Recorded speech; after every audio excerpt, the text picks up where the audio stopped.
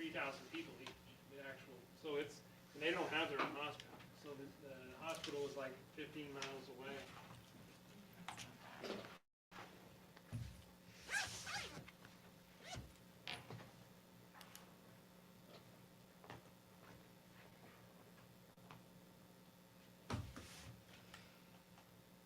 Did you work today, Bobby? I did not. No. I had my 4 in a row and Well, Chet asked me when you texted that last night. He goes, "She's not working tomorrow, is she?" And I said, "I don't know. She must be." And he goes, "Man, she's been working a lot lately." it's right like I can't get away from her. Jeez.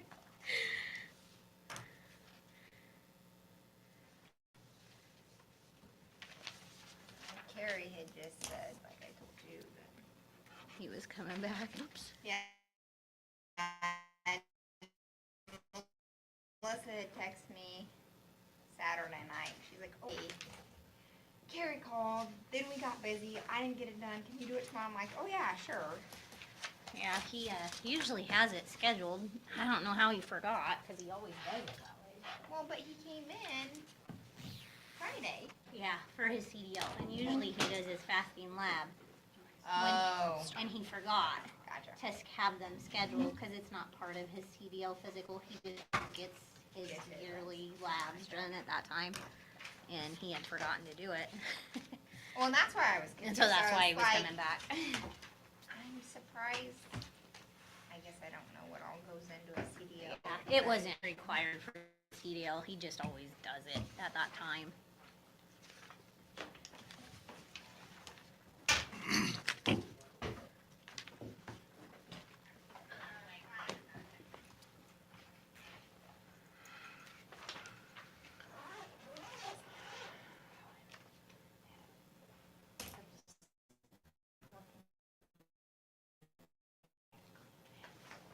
Oh my God, he probably freaked out. Because you made him call the, take the border all down and dump it. I bet you it's okay. Wait, bigger than mine. No, she said, he was like, hurts. Come on. Yeah. Well, now that I know he knows how to clean pens, guess who's not gonna be cleaning the goat pen and the chicken coop But here's why I think it's and the rabbit pens? It's because she's complaining that Cohen had, like, was complaining. I'm like, huh, kind of sounds like you Right? when I asked you to help me clean the pens. So I thought it was perfect that he, That's awesome. you No, know, he didn't call me today. He normally calls me. he's probably taking a second nap because she She worked get him him so up? hard. She get him up? No, I went to the bank this morning and Lisa said he was up. She left. Really? I know. I said, well, that's good because Lauren The was only still time that he's on ever the up at couch. 8 o'clock at my house, well, he usually gets up at 6, and he's playing video games because he knows that I'm gonna kick him off and gonna get up. But then he ends up sleeping until, Right. the afternoon. The window guy get a hold of you for the place? Okay, okay, because Travis called and asked me, Yeah, and and I I told called him him to back. have him call you.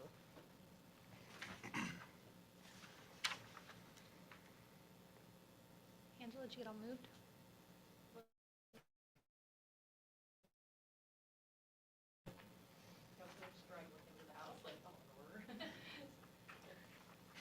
Yay.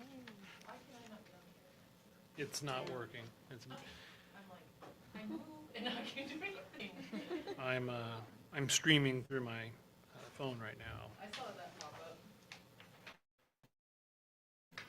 Yeah, we almost went out. Oh, she's gonna have a long walk to work. Are you gonna walk? I don't know, maybe. I've never drove to work, so I don't know. I know, that would be so weird. I don't know. You'll do like,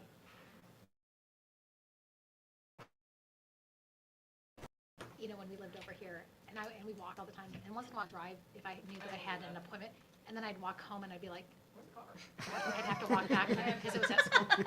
Like, I can't even tell you how many times that has happened to me. That's funny. I just leave it there. I'll get She it. calls Get the it tomorrow. sheriff Get it Really? tomorrow. Yeah. Gosh, she must be working hard all night long. Yeah, really. Out of your norm. That was so weird. I told Keith if I accidentally walk home, okay, oops, turn around, sorry. Yeah. To go in the. Yes. Very good.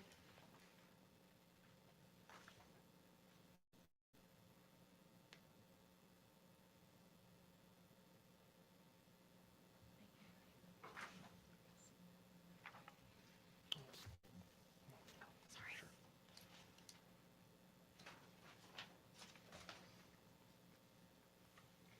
Bobby, can you send me Stephanie's address? Like my sister's Your stuff? sister, yes.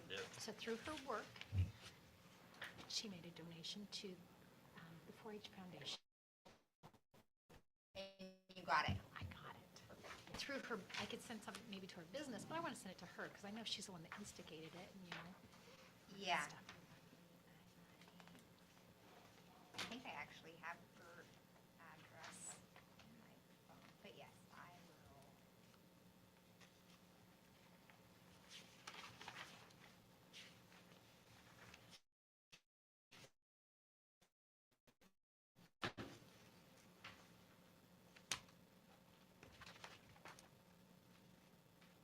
Do you want me to give it to you now, or do you want me to text it to you? 641 Canterbury, Canterbury.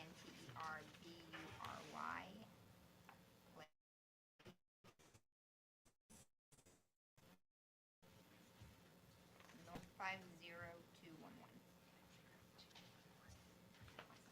Perfect, thank you. Yeah, I'm glad she was asking me about it earlier this summer, and she sent one. She can like select up to.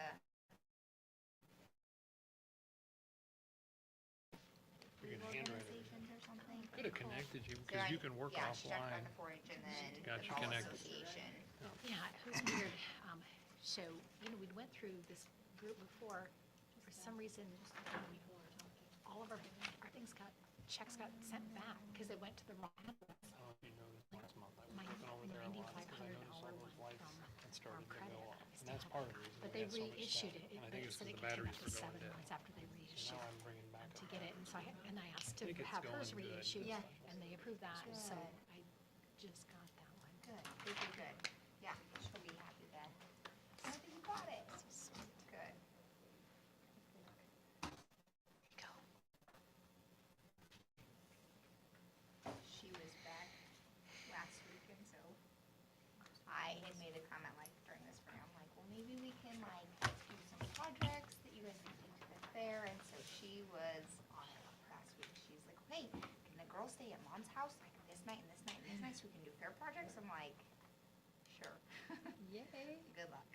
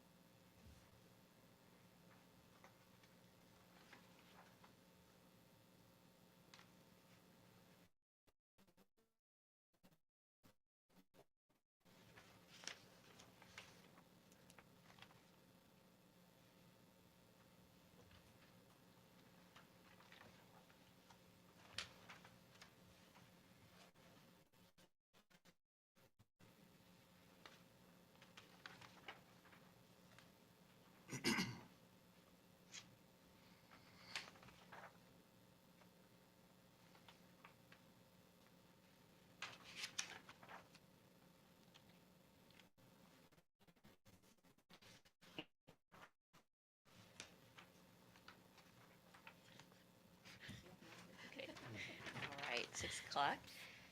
So is there a motion to declare an open meeting? I'll make that motion to declare an open meeting. Second. Okay, motion by Hope and second by JW. Vote, Bobby, Yes. Lisa, yes, Hope, Yes. Mary, Yes. Jason, Yes. JW. Yes. Motion carried 6-0. Meeting is open. Welcome everybody. The Open Meeting Act is adhered and posted on the wall of the library. Notice of the meeting posted and published as required by law. We'll move to the consent agenda. I'll make a motion, we approve the consent agenda as presented. Second.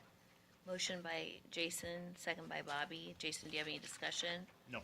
Bobby, do you have any discussion? Any other discussion?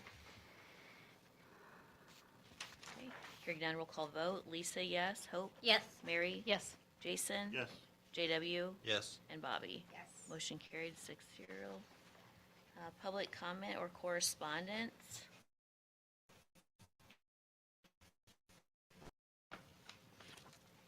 Feedback on policies 5018, parental involvement policy 5057, Title I parental involvement, and policy 5045, student fees policies.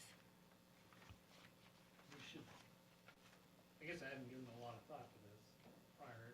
This is a little different than we've done it in the past, but wonder if we should have a motion to open the hearing, and then a motion, or just at least a declaration with a note, you could declare the hearing open, and then we can note a time. Either way would be fine, I think. So if a declaration, we don't have to vote. Yeah, I mean, I think more than anything, it just needs to be reflected in the minutes that we conducted a hearing. Okay, I'm gonna just make a motion Okay. to open the hearing for policies. I'll second it. Motion by Lisa, second by Hope. Any discussion? I don't have any. You have any, Hope? No. All right. Voting. Hope, Yes. Mary, Yes. JW, Yes. or sorry, Jason, I skipped you. JW, Jason, Yes. Bobby, Yes. Lisa, yes. Motion carried 6-0. The hearing is open.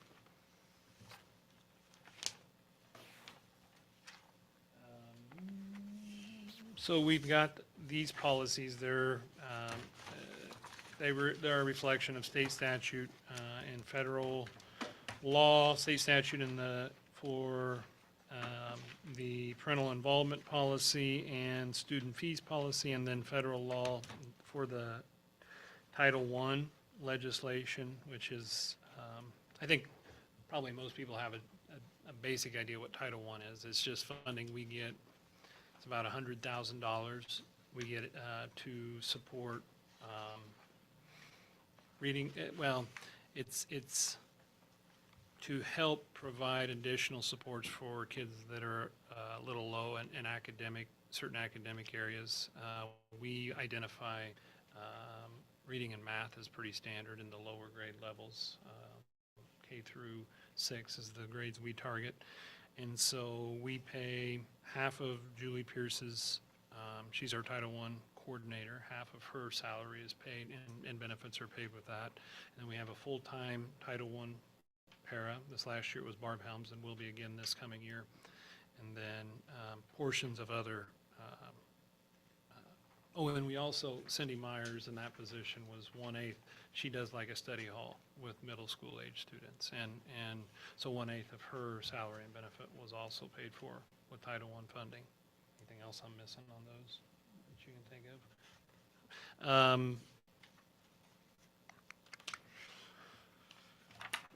Parental involvement, I mean, the policies are, I put a copy of them in since there's so many pages of policy to review this month, I did put them 4 per page. I hope that's not I think it's large enough that anyone can read them if need be. So the 5018 policy, short of reading the policy, it talks about parents' rights in terms of being involved in the academic process for students. And then student fees, I can talk a little bit about that one. The things we talked about, or that are going to change this year, no change to fees.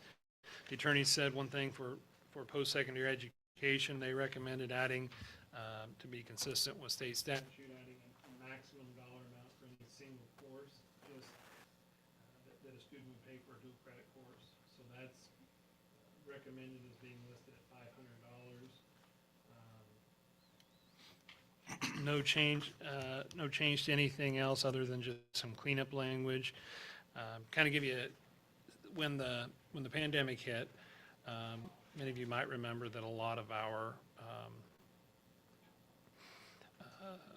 all of our students got to eat free through the free meal program. The USDA, the legislation was passed by Congress to pay for student meals, and that I think lasted a year, so that was all of the 2021 school year. And then or maybe it was 21 and 22.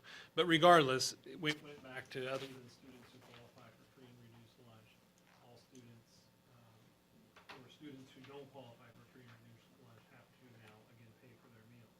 But they did have a clause that used to be that you had to set your meals at a certain rate, which was always higher than, meaning your breakfast and lunch through your food program, you had to set them at a minimum rate, or at least increase them 5 cents a meal for breakfast and 10 cents a meal for lunch per meal annually.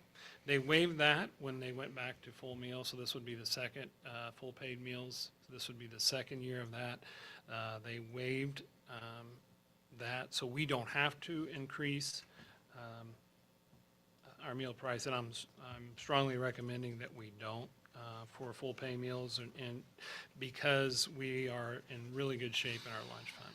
And part of that's because there's been a lot of additional funding that's come in associated with the pandemic, and to the food nutrition fund. So there really aren't any, with the student fee policy, there aren't any changes, I don't believe, to actual recommended prices for anything. That's kind of my synopsis of things. I'll answer any questions anyone wants, and we should probably open it up for feedback from the public specific to those policies, and then we'll go forward to just general public comment. Any discussion from the board? Policies? If there's any public comment on, so we're in our hearing for the feedback on policies 5018, 5057, and 5045. If you have comments, you may comment on those now, and then we will open it up for public comment after we close this hearing, and we'll open the meeting back up. So we're open for comments on those policies listed.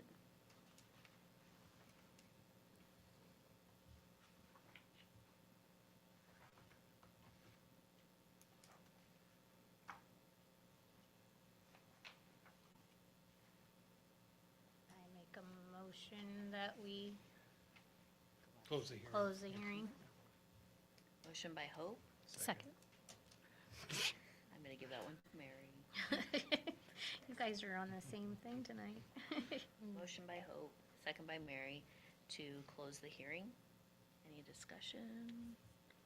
We're supposed to- Okay, Mary? Mary? Yes. Jason? Yes. JW? Yes. Bobby? Yes. Lisa, yes. Hope? Yes. Motion carried. We are out of our hearing for policies. We'll go ahead and open up to any other public comment. Holy share. Roll it on it. I know. Okay, Cheyenne Farwell, pretty sure I know almost everybody except for you. I understand you guys are doing your policies and procedures this, this month, and you kind of mentioned it to Lisa. And I've had some really great emails and feedback from Mr. Niss. We've talked about this. I've been concerned with grading, having teachers getting in grades into Power School. So many of the Pawnee City teachers are amazing, do a great job within a few days. I don't expect it to be every day. I mean, as a teacher, I know our building we have a week. At one time, I waited 6 weeks to have my child's grades in Power School. I have also asked other parents, and that has also been something that they were concerned about. So as doing the policy changes, and again, Mr. Niss and I have discussed, because I questioned on some of the late assignments when you have, kids coming from 5th grade to 6th grade when it was 50% off, and he's addressed that. He's done a great job. No problem there. I guess my thing is I would really like to see a policy where teachers need to get their grades in by 2 weeks. We have a week, but we also have block scheduling, so it's easier for us to do a weekly update because we don't have them every single day. So we have our classes in 80-minute increments, so it's just easier for us to do that. Whereas Pawnee has them all day, every day. You have the same schedule. But I just feel like if you're going to make the kids have a deadline and have some type of I don't want to say a punishment, but there's a policy when they have a late paper and a late assignment, and if we're having to wait 6 weeks for assignments, I don't think that that's helping, especially when those assignments are all of a sudden graded, and then bam, you need to get them corrected and make sure they're done tomorrow when you take your test. Well, how does that help when you have questions? So I guess that would be, I would like for that to be something that you guys keep in mind when doing the procedures. Again, I don't have any complaints as far as not getting feedback, because Mr. Niss and I have had multiple emails, because, I will badger him until he responds to me. I have no problem with that. I said, never give me your home number because I'm gonna be texting you at midnight. But, we've had some great conversations about it. I have not had any type of negative feedback from him regarding questions that I've had. He's been very upfront and he has made changes, but I feel like a deadline for all grades is something that really shouldn't be something that's left out. I think that, teachers need to be held accountable as well as students, and obviously there's always an exception to the rule when you have maternity leave or whatever, but that's all I have. I just want that to be on your mind. Okay? Thank you, Cheyenne. We'll take those comments into consideration.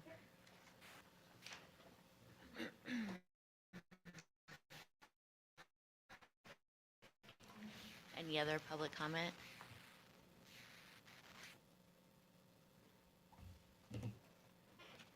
Hearing none, we'll move on to committee reports. Policy Committee. Well, I can talk a little bit right now of kind of what the timeline is for annual reviews. Of course, we've got a huge list of, or pack of policies that we have to do in the summer, mostly this year, from state statute changes. And the other thing that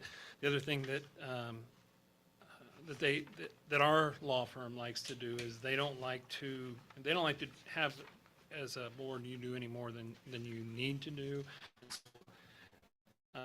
If they make decisions kind of as an organization that they need to make changes to their policy, they will, if possible, they'll hold them to the summer and address all those in that one policy dump, or not dump, but upgrade and get those language changes.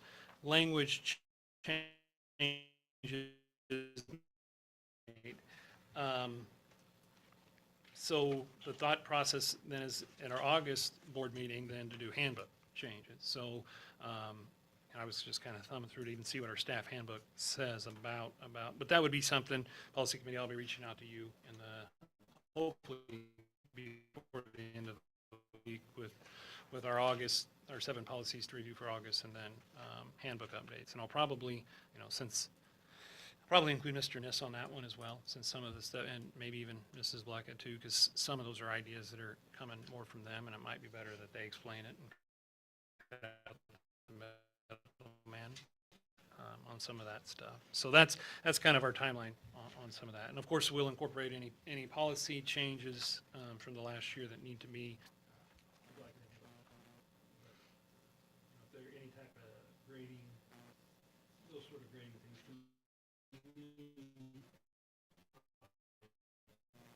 Could just as easily be addressed in the conversation. We can.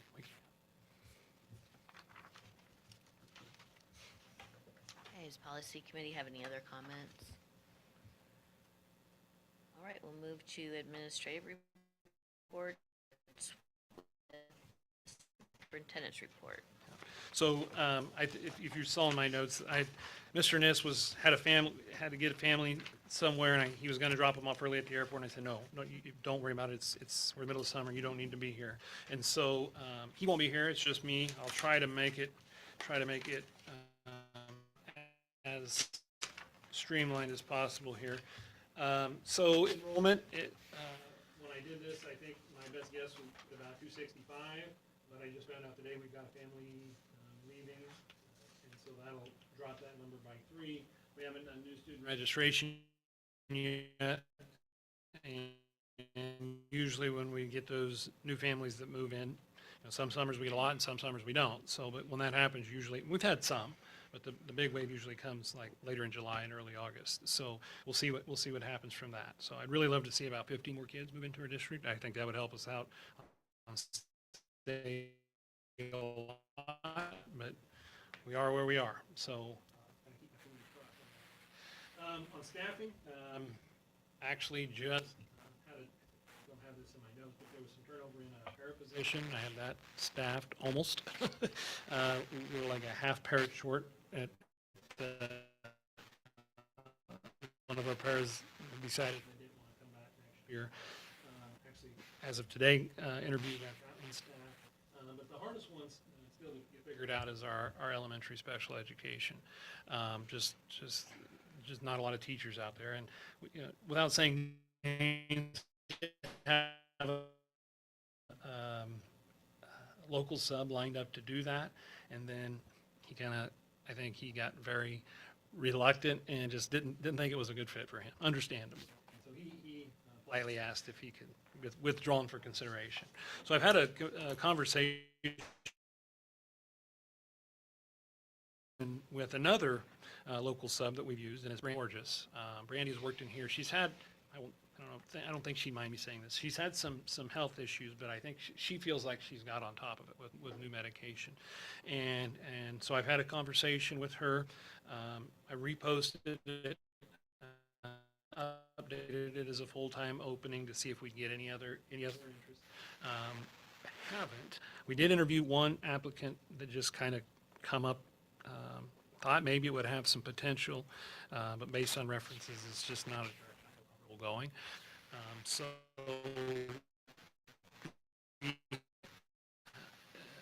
my plan is, as of today, communicating with Brandy, is to offer it to her and ask the board to approve that at the August board meeting. And then we'll do that kind of on a semester by semester basis. I can't remember if I talked about this last board meeting. So if I did, feel free to stop me. But when you have someone in a long-term sub position, the state Supreme Court a while back, like 10 years ago or give or take, ruled that if you have a vacancy and you're using a long-term sub in that position, you actually put them on the salary schedule and give them the benefits of the negotiated agreement, because it's not like maternity leave. It's not like you're filling in for something. I don't know the exact legalities they justified their ruling, but the long and short of it is, if you have a position open and you're filling it with a sub and it's not there's not a long-term plan in place, or you have to put them on the salary schedule. So what we'd probably do, or what I'd ask her to do then, is submit the advance resignation, knowing that we might have to roll it forward on a semester by semester basis. I've also been in communication with a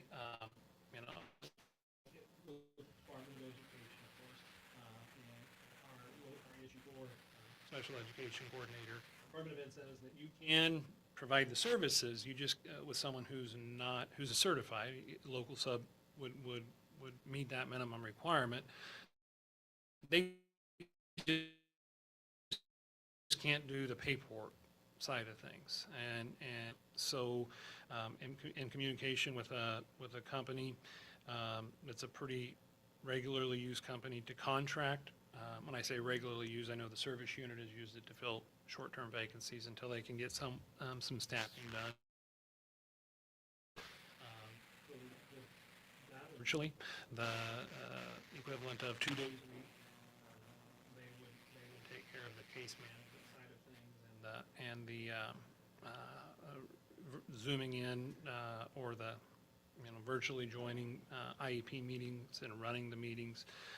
And that other teacher would still be involved in all that. They just cannot be in charge of that very specific stuff that's governed under Nebraska Rule 51, which governs school-age special education. And so we will contract, the plan would be then to contract for those services. Good thing about that is I think it has a 30-day notice. So with 30 days, both ways, they can back out and we can back out with a 30-day notice. You're not making a year commitment. And so that if something would open up, or we would get someone hired for the spring semester, then we can, notify them as long as it's 30 days in advance and not have to have a year-long commitment for that. I won't get into all the specifics of it, but in general terms, I think you've heard me talk about maintenance of effort before. Maintenance of effort basically says you have to, in very general terms, you have to spend as much as you did the year before in special education, or you better have a qualified reason to reduce your spending. Otherwise, they will reduce your reimbursement on a dollar-for-dollar reimbursement. It's something that's called maintenance of effort. Well, we don't get a code hour non-certified special education teacher for special education reimbursement, but that does qualify as a reduction in maintenance of effort. And we can get back up to that the following semester, following year when we get that person hired. So that's kind of my plan there. Haven't made any official decisions there yet, but unless the board tells me that they think there's a better plan out there, that's probably the route I'll go and have her contract for assuming nothing changes again, for the August board meeting, and then work with that company to get get those services on a temporary basis provided for the case management. Moving on then to buildings and grounds and transportation. I just make a general statement that I think custodial staff's making good progress this summer. I'd say they're probably ahead of schedule compared to recent summers, so that's great. I know the staff's been working pretty hard getting things up to speed. You might have noticed the playground surfaces have been removed. That was initially scheduled to have been the new surfaces getting poured in by now. They've had to, because of apparently in Kansas, the schools they're serving have gotten more rain than we have here, rainfalls that have delayed their installation, and so they've pushed this back now the week of the 17th. So, yeah, next week. Sometime next week is when they're currently planned to be here. I think my notes say the 10th, but over the weekend I got some additional updates on that. As a reminder, that's what we approved back in January, February to be paid for with the NDEQ Crum Rubber grant, and then 25% of that expense will be reimbursed by the Nebraska Department of Environmental Quality through the tire recycling program using certified Nebraska recycled tires. Bow Ag Shop, by and large, they're making pretty good progress. The dust collection system has pretty much been installed. Then custom cooling and heating is starting on the HVAC side of things. They've got they started on the, I know they were there today working on the mini split for the classroom. way it sounds is the big rooftop unit. They don't have it yet, but they anticipate it showing up soon, so maybe a week or two. So that kind of fits their timeline pretty well. So those side of things are moving along pretty well. Still don't have a hard timeline on the windows. Tanner Goes, who's the window, the person, he submitted bids for all of the projects, but, and so he was the only bid on the windows. He got that bid. He still can't give me a hard deadline or a timeline on windows other than they have to be custom built and the lead time continues to be extended. So, you know, continue to work with him to try to get that squared away. And the electrical, the guy who got the electrical bid has been doing the installation of that, and we'll be here again tomorrow to continue to work on that, get everything wired properly, last I communicated with him is he was waiting on lights to show up, but I think they may have showed up. So I'll be able to confirm that with him when we talk either tomorrow or Wednesday. I'm trying to think if there's any other updates on that. You may have noticed if you've driven by the school that there was that the retaining wall by the shop that kind of pushed out a little bit. That was some damage that happened when they were setting down the dust collector. That haven't worked out the details, but once we figure out someone to come and repair that, Dave Glenn put that in and haven't been able to get Dave to really show up because he's so busy. But if we can find someone, you know, it'll be just a little maintenance work. That should be either a reimbursement to the district for that expense or an adjustment to the amount that we will have to pay to them for the cost. They'll reduce that cost since it was, you know, they are liable for, and at least verbally, that's me talking to their head foreman here. I'm waiting to try to get an estimate nailed down that I can send to them and just get that in writing to they will reduce, either reimburse us for that cost or reduce it. Hopefully it shouldn't be just labor, it shouldn't be a lot of material, so it shouldn't be a huge expense. But you know, we gotta find someone who's able to show up and do that work. Gym resurface, so when I started here, it's a small outfit, a guy, his name is Matthew, it's with We Do Floors and More is the name of his company. And I've always thought he did a really good job on the floors. He's got kind of a personal touch that and he talks about the different qualities of resin and those sort of things. And I feel like he'd just give it, he definitely wouldn't win any awards for appearance, you know, but in terms of quality work, I thought he's done a good job. And so we've just always stayed with him and had him lined up like we always have in the summer to come and resurface the floor. Well, he reached out to me a few weeks back and said he had to go to the ER with blood clots in his lungs, and so his oxygen levels weren't great. And so he asked if we could push back the resurfacing timeline. He's still not 100%. He said in fact, he had a visit with his cardiologist today. But as of right now, it says July 14th. I think it's supposed to say, it's the end of this week, whatever Friday this week would be. So he's planning on coming, and what we're talking about doing now, we've got the lacquer already purchased, the resin's purchased in here, that was on claims, and then he would just be his labor to do that. And to kind of accommodate his health, he's going to come and do one coat this summer, and then we'll try to hit it that first day of over Christmas break with that second coat. And that time of year when the air is really dry and we're running the heater anyway, with just one coat, a week of cure time should be more than enough. And I think that's kind of a neat plan, because then we'll get that machine brought back midway through basketball season when it's starting to get a little dull from the wear and tear of the year. So that's the plan. Get him in, give it 2 weeks, the good setup cure for the summer, and then come back, halfway through the year and put that second coat down. And then we'll kind of, I'll have a conversation with him, what he's thinking, long-term. But that's pretty much my report. If there's any questions, I'll certainly do my best to try to answer them.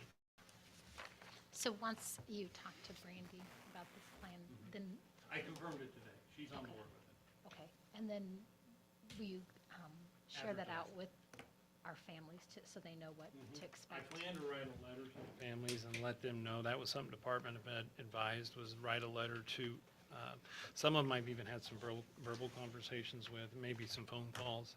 Kind of depends on, if they're just getting a few minutes of Sure. services, that's one thing. If that's there's a few of them that I'll talk to personally about it. But yeah, there'll be a letter sent out, just say, this is a temporary plan, this isn't ideal, but it meets the minimum requirement of the rules, and ultimately, we want to do as good as we can. I've always kind of felt like we've had, and I think we've got the evidence to prove that, having just gotten this award this last year for the Friends of Autism Award. But I feel like for the size of school we have been able to offer some things that most schools our size couldn't, particularly for kids on the autism spectrum. When you lose too many people, you just can't continue to do that. But, it's all about getting the right people hired and professional development and getting them the training they need, and we can get back there. So that next big thing is getting that right person hired. Is there, I know there's the autism conference, but that's not till spring, is it? Oh, there's a program out there that's the one we're using. It's called the Balance Program. We'll send, once we know who those people are, we'll try to get them at least the training that they need to work with those So kids. will we do that with this sub too, or? Yes, to the extent possible. Okay. Yeah. Oh, and I mentioned Brandy, so that's like the wife of Mr. Horges, and she's been in subbing a lot. And she actually was someone that we had communicated about her health being better to where she felt like she could be on contract. So we already had her hired as a para. And so it's like, hey, how about doing subbing until we can get someone hired? So when I say we have a half a person to fill, it's okay, who am I going to get to fill that position while she's doing the sub to do the para? And I have it staffed for 3 days of the week, so I have to figure out what I'm going to do for those other 2 days until we get that first sub, and then it's back to the drawing board. But that's where we're at now. Any other questions for Mr. Rottinghouse? All right, we'll move on to policy. Consider accepting the policy committee's recommendations for policy reviews and updates as presented. Start with item I. Item 1. For review and revision, 3001 budget and property tax request, 3003.1 bidding for construction, remodeling, repair, and related projects financed with federal funds. 3004.1 fiscal management for purchasing and procurement using federal funds. 3033 lending textbooks to children enrolled in private school. 3036 purchasing credit card program. 3059 audio and video recording.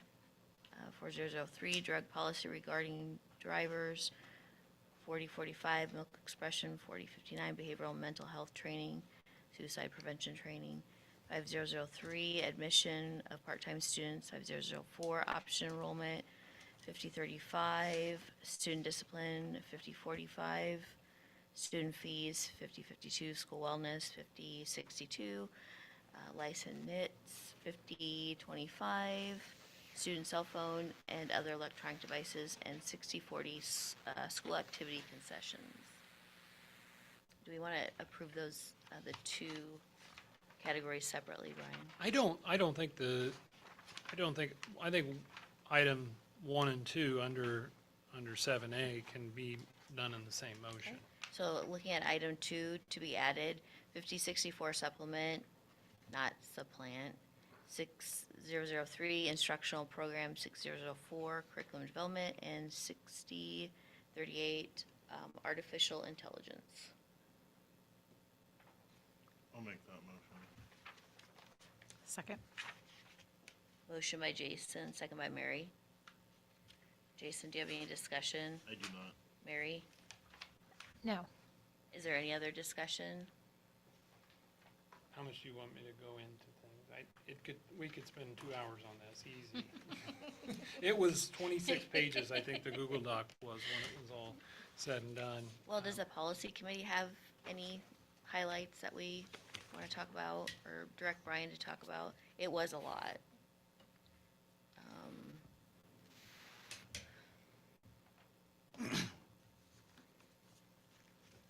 I guess I know I had, and this isn't, I know I'm not gonna be a fan of some, but like the student fees about class dues.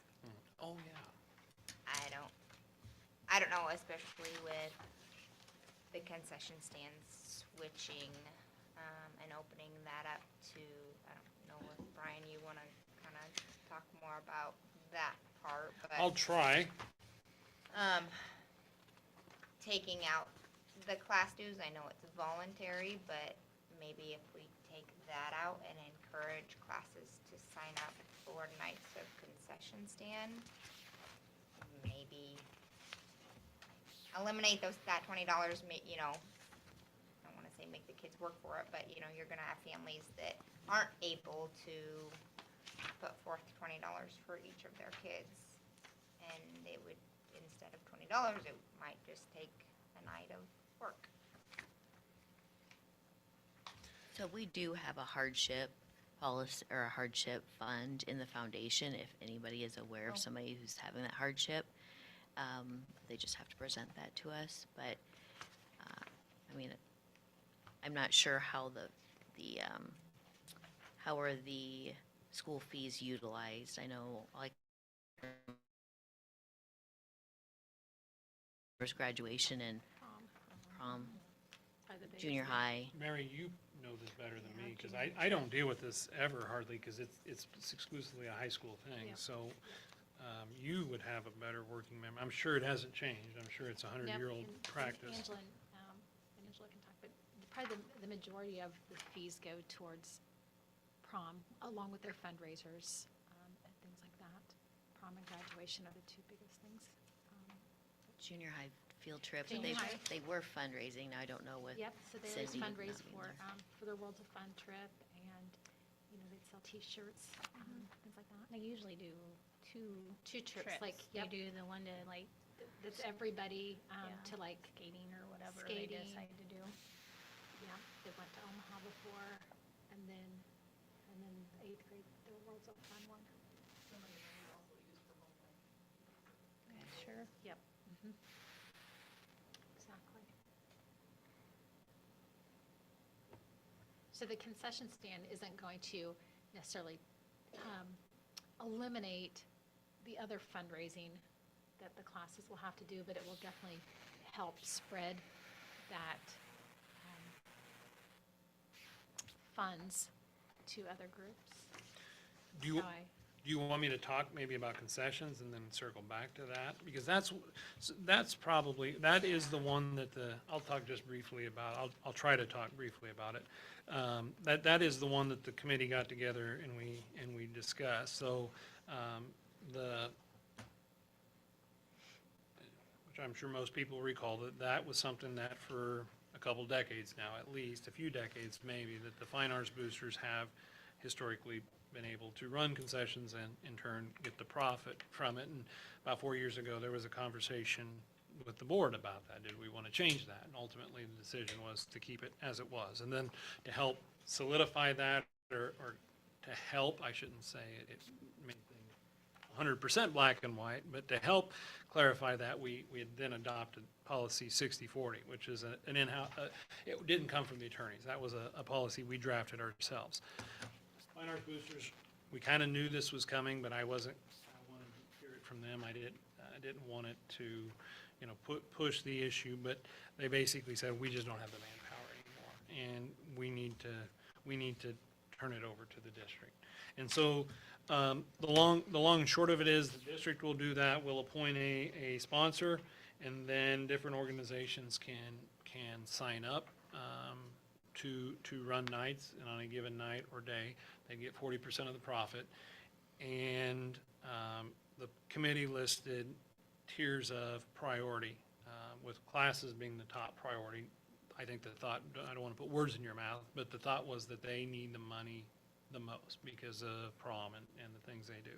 And then the next tier would be all other school-sponsored student organizations, and then boosters, and then the next would be community student organizations that aren't school-sponsored, such as Trap Team, Boy Scouts, Girl Scouts, those sort of things, 4-H.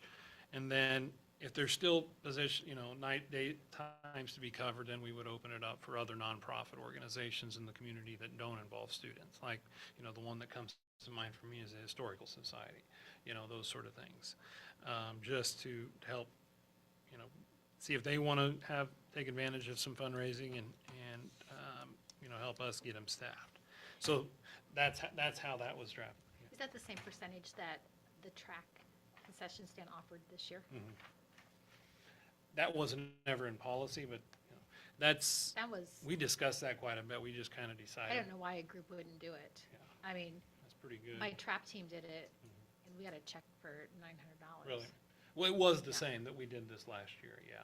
I mean, it is an easy, good fundraiser.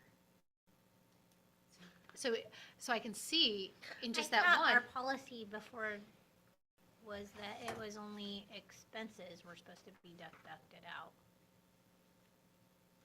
On the concessions? Yeah, I thought it was that there wasn't a split anymore. We talked, you mean, when we met, we talked about doing it, and the way I understood is we wanted to go with the. I mean, prior to this discussion, Oh, I thought that the fine arts policy was that it was just expenses were taken out. I think they use the 40% as an assumption of what expenses, 60% cover. would be the cost. Got And it. that's where that number came from. Okay. And that's why, yeah. But I guess with Bobby's point is if one track meet yielded that much profit for one group, would there be a need for the class dues? If all of our classes and our organizations within our school could sign up for multiple concessions, obviously a volleyball game isn't going to yield the same amount of money as a track meet. You could do the whole season and probably not, but they could sign up for several times, and if that's what the class wanted to do as their fundraisers, I guess that's for the manager to figure out what's. The only thing would be the timing of that. Like, if their homecoming stuff is in the fall, they aren't gonna have that done unless they're maybe an upper class that has had that opportunity. And it's something that everybody has the same amount to pay, they're doing the same thing. My concern would be, you have to show up or you don't get that, because there might be some kids or their families that are doing everything. So it'd have to be fair as fair can be. So, is that a management issue? Yeah, I would have to keep track of.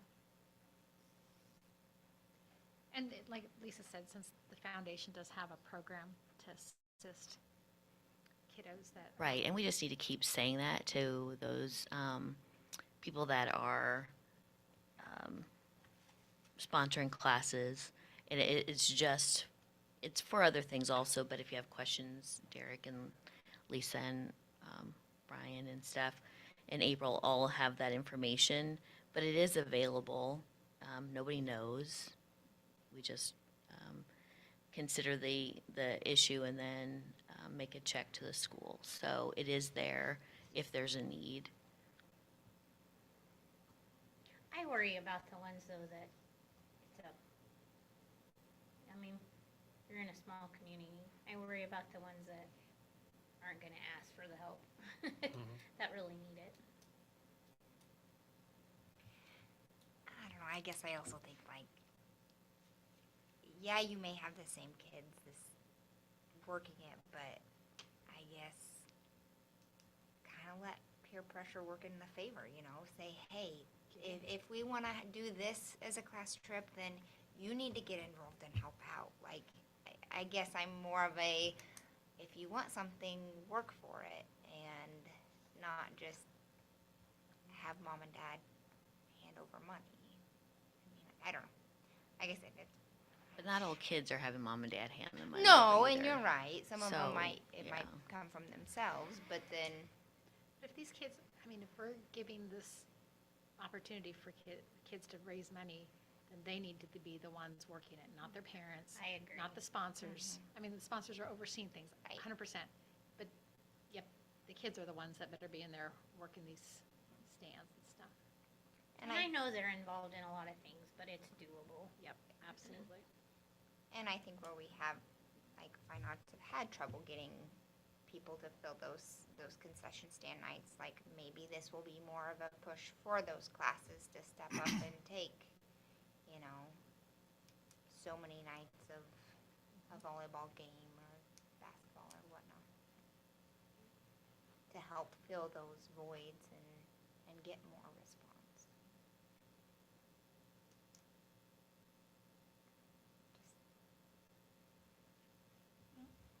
I think with anything with the kids, if they see the value and they have maybe some say in maybe a concession stand item or, menu, they're gonna be more willing to jump in and do that too. But that's part of whoever you find for the manager of it.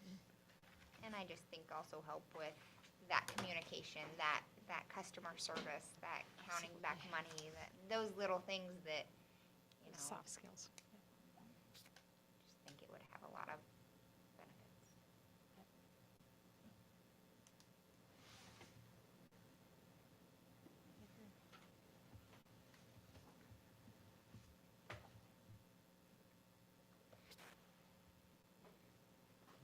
So what is the thought on that? It sounds like we've heard both things. So we're talking about letter G in the policy, just to clarify.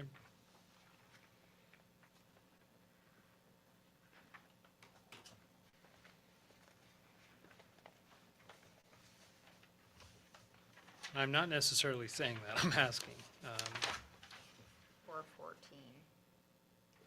Oh, there we go. Okay, I couldn't find it. All right. It took me a while.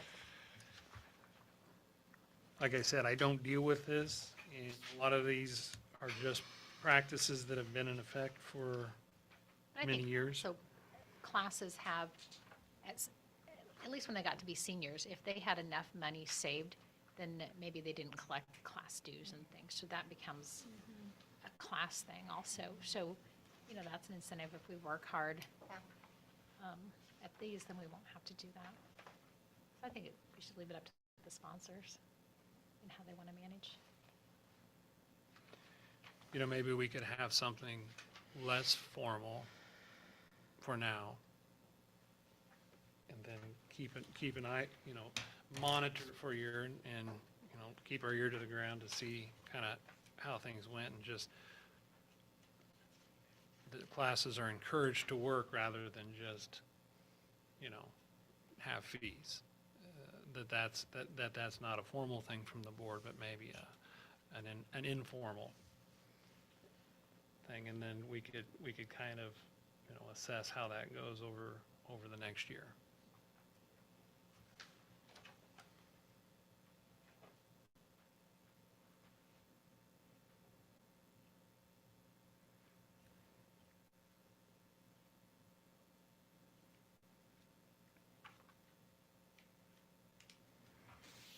So are you That, suggesting a change or leaving it as well, is? no, I would say not make a formal change, but have maybe a verbal, to encourage them to before immediately charging fees, to see how much money they can generate with the opportunity to have concessions, and only maybe charge a dollar amount that's necessary to do some things, rather than, the $20 fee. So it wouldn't be anything, wouldn't require any change. Leave it in policy, but just maybe a verbal. I'm just trying to think of a way to compromise the different type of, without actually having to change the policy. Just a statement that the members of the board would prefer to see that classes try to earn money as an alternative to charging the fee if possible. Could you do a reimbursement? Then you have an incentive, you still pay it the first of the year, you work. And then if you do work, and you do sign up for those things, you do show up, then you get that back. Is that a bookkeeping? Would Sponsors. that be a big deal? Is that a, Like, That's probably a bigger headache than what it's, but But you could do it as, the kids that don't work, sorry to interrupt you, but kids that don't work, then they still have to pay their $20, yeah. It's, Or- go or ahead. whatever the fee is. Could you do it at the end of the year? That's what I was gonna say. But I guess if, I don't, I guess, where does the funds come from for homecoming? Since that's the beginning of the year, is it kind of, But if you're reimbursing them, then I don't know this stuff, I'm sorry. Angela? That's all the money they have. That junior high stuff doesn't follow the class, does it? It stays in junior high. Okay. yeah. But that's why the end of the year thing would work, because if they'd work a concession stand and it would cover it. What expenses does the freshman have for homecoming?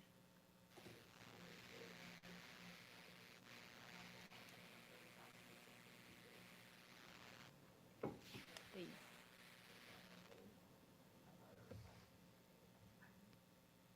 depends on it, the cost of it. That's what it used to be. you know, and depending on the year, I mean, you may not have a home sporting event or something Right. to get concession stands before homecoming even hits. Well, since I don't have, because I don't deal with it ever on a day-to-day basis, and I've never have in this district, and when I was a teacher, I did this stuff, but I was a different district. So maybe the best is to just leave the language there as an option, and maybe a directive to me to look into to try to be creative into ways that we can minimize that as much as possible. And I would appreciate input from those teachers that involved as Yeah. sponsors. I mean, we're just For sure. Okay. Because they're gonna know what their way needs better are. than Mhm. us. Yep.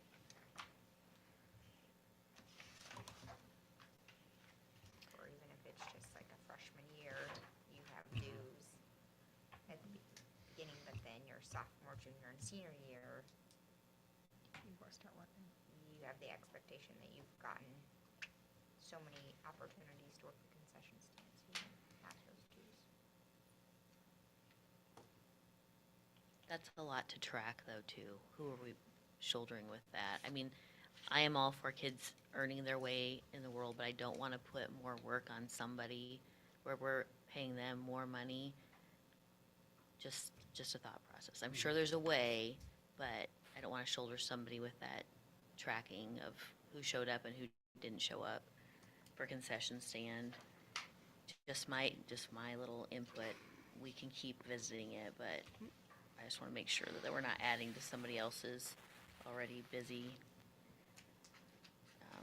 detail that they're assigned. All right, any other discussion on policy item 1 and item 2?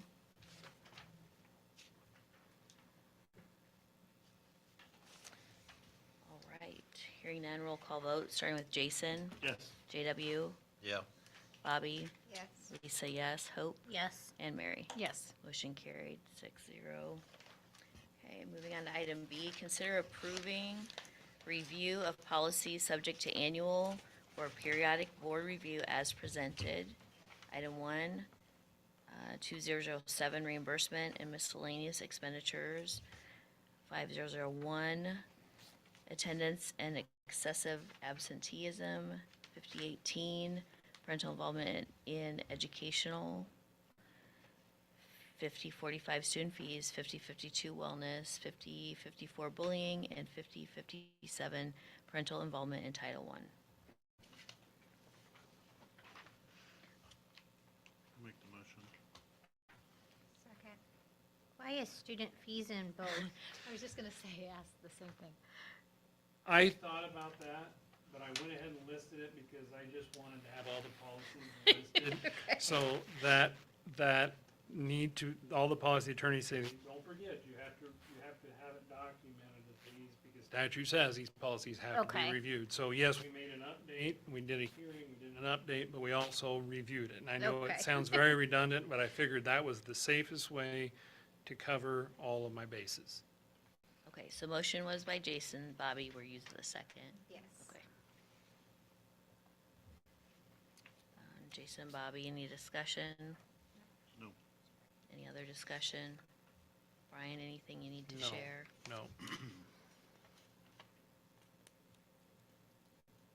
Oh, I will share one, looking. Okay. Which one? I'm not gonna say, it's more of a side comment, just attendance and absenteeism, I know is gonna be a focus, you know, of ours this year. And I say that because it's, as we continue to meet as kind of the steering administrative group and talk about ultimately goals for a strategic plan. Now, we've got a meeting coming up yet in August, beginning of August, when we're going to hopefully make some steps in that direction. But, you know, aside from state assessments, when the state, right or wrong, gives us a score, you know, attendance is a big one that either can help us or hurt us. So that's an area, and there's really not much in terms of incentive from a statutory standpoint. You really got to, as a school, you got to jump through a lot of hoops before you can even start. And it's not anything the county attorney is doing wrong. It's you've got to exhaust all of your steps, and by that time the kids miss so much school that before the county attorney even gets involved, and so you've got, a kid has missed so much school, either due to their own fault or maybe home life, that before, you know, the legal system can get involved. So that's gonna be a focus of mine, is figuring out a better way to get kids to school on a more regular basis. One, because yes, it's gonna help us, help our numbers look better, but it's what's best for those kids. I don't have maybe if just having the conversation will help, but you know, chronic absenteeism is a problem across the state, across the country, and has gotten a lot worse getting kids to come back to school after the pandemic. So it's not new to us, but it's something it's something that's maybe gotten a little worse. And it's not like every kid has it, but those kids that have it, they have a lot of it. So that's going to be a focus of ours this year. At least of mine, anyway.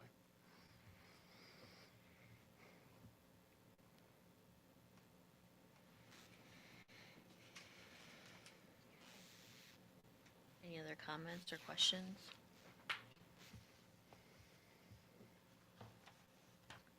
Okay, hearing none, roll call vote. JW, Yes. Bobby, Yes.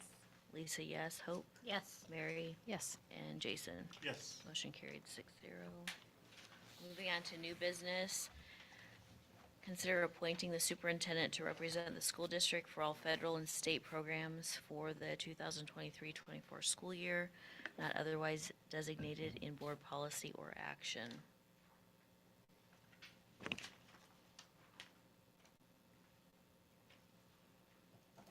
I'll make a motion to appoint the superintendent to represent the school district for all federal and state programs for the 2023-2024 school year, not otherwise designated by board policy or action.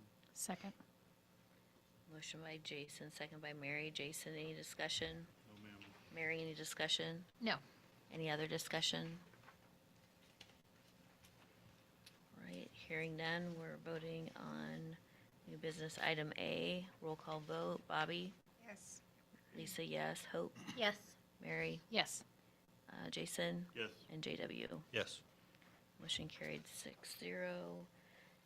Consider appointing Lisa Blecka as the 2023-2024 administrative designee in accordance with Board Policy 4055.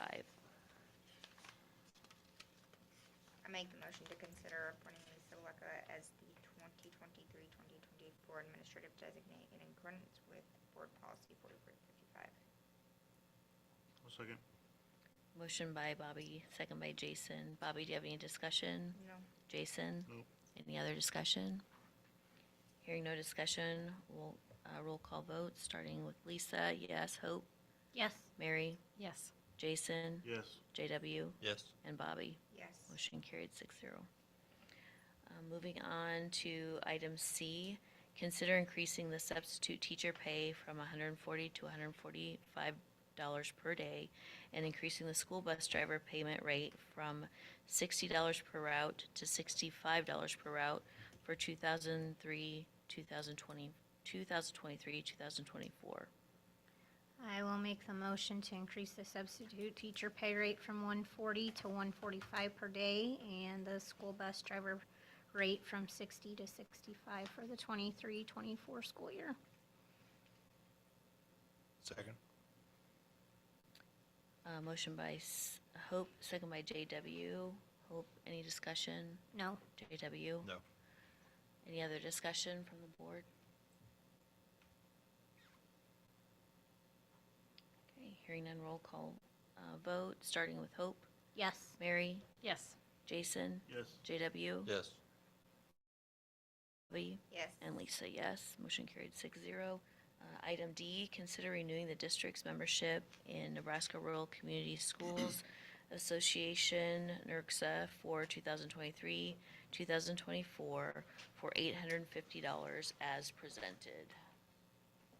I'll make a motion that we renew the district's memberships in NERCSA for the 23-24 school year for $850 as presented. I'll second. Motion by Jason, second by Hope. Jason, any discussion? No, ma'am. Hope, No. any other discussion? I just say it's a great organization. If you ever get the chance to, Do the spring, I didn't even go this year either, just was too busy. If you ever get the chance to do the spring conference, take advantage of it. It's a great conference, so I'll try to continue to do a better job of making you aware of that sort of thing. I think JW went to one of the legislative forum. I couldn't go, it was a day I just couldn't get away, but that was, and they do a lot of little neat things like that, and, you know, there's not too many organizations out there that represent our unique needs. It's a rural district or a small school. And so it's not about the $850, it's about the affiliation, since it's a board affiliation, but I'd say it's probably about as important as any organization we belong to, because they represent our kind of rural interests. Is that the one Jack Moles is? Yep. So we'll go ahead and vote on new business item D, starting with Mary, Yes. Jason, Yes. JW, Yes. Bobby, Yes. Lisa, yes. Hope. Yes. Motion carried 6-0. I'll make a motion to adjourn. Second. Motion by Jason, second by JW to adjourn. Roll call vote. Jason, Yes. JW, Yes. Bobby, Yes. Lisa, yes. Hope, Yes. Mary. Yes. Motion carried 6-0. Meeting is adjourned. Do you guys all get the emails that come from Jack? They're about once they're blue, and then, it used to be all in the email, but now it's got a link in it, to it. From who? It's Jack. from Jack Jack Knowles. Knowles. I'll make, Be NERCSA. From the Maybe, NERCSA I mean, ones. I- used to get the NERCSA ones. you do? Yeah. They're, I think I do. some of it is kind of redundant from month to month, but, yeah, some of it is. So I just, if I didn't know if I needed, I haven't been, because I thought everyone got it, but if I needed to forward it, I certainly could, so. Because he talked one time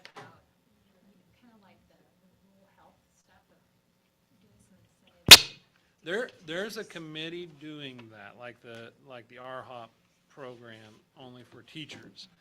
And he's working with the 3 state colleges. I don't know where they're at on that, but, you know, those sort of things don't move. I kind of thought, of course, it would be financial involvement, but why not have, and I don't know how good of an idea this is, but maybe have 20 schools form like a consortium, and every year they're going to fund one scholarship, and then when that teacher graduates, then they have to give top priority to those schools, you know, and maybe even that it has to be a high needs, not that, even PE anymore is a high needs teaching area, but maybe something like special education or science or infotech, you know, some of those really, or music, those really hard to fill positions, and then they have to give, when they take the job, they have to, then, I don't know, there's a lot of details there would have to be ironed out, but it's kind of like, we're going to work together and know that we're going to share a little bit of expense, but when it comes time, we're going to get a really good teacher because they won the scholarship one, and they're from the area, they're from one of our schools, but. I don't believe I get those from him. Okay, I will forward, I'll make sure, because every year we've got to fill it out, I'll make sure your emails are on there. Maybe I'll just, get into habit of forwarding those when they come. One just came last week, I think, from him. I think they come once a month.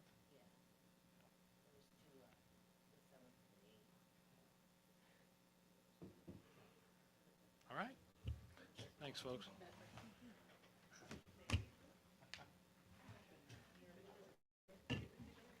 They doing a lot more superintendent searches. They used to do very few. Now they're probably get more than Mac and Jake,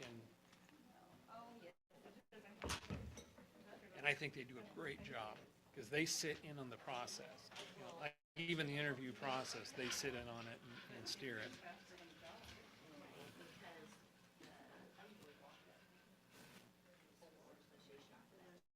School board, and we went with, when I was hired, when Darren was hired, we went with Mac and Jake Jacobson. They don't seem to be as, they usually get like 5 or 6 a year, and then school boards, but I think, well, NERC's even got they even did the search for NCSA's replacement when they, why am I blanking?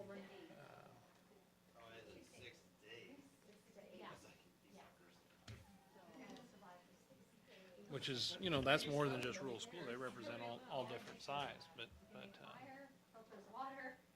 I can't think of what the new executive director is. But they led the search for that too. So it's mostly you know, retired